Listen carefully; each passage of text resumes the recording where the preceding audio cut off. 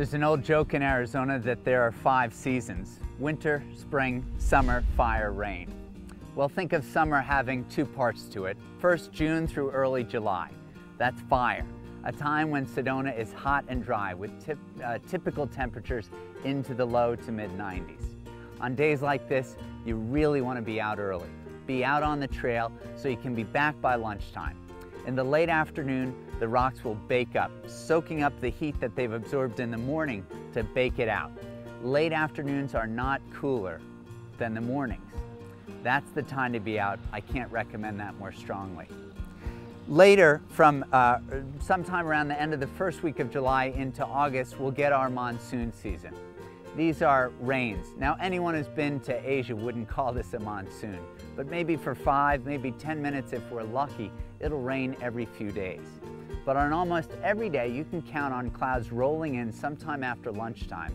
At 3 or 4 o'clock, puffy cumulus clouds will turn from white to gray.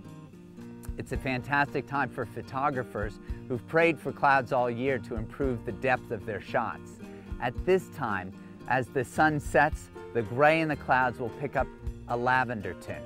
And with that orangey glow on the red rocks, it's a perfect time to shoot.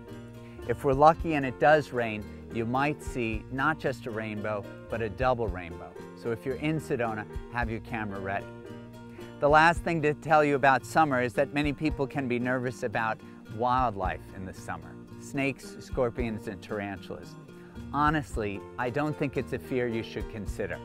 As the herpetologist at the Desert Museum in Arizona said to me, the overwhelming majority of people that get bit by a venomous snake in Arizona have 4 things in common.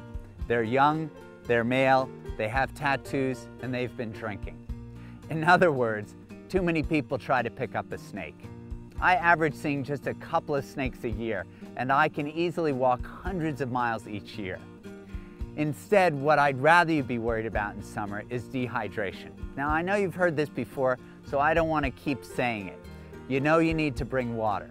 What I want to tell you is start drinking before the trail, keep drinking on the trail, and continue to drink afterwards. The signs of dehydration by the time they come will often arrive too late for you to do anything about it. If you're getting a queasy feeling in your stomach or a headache in your head, my friends, that's not a vortex phenomena. That's dehydration.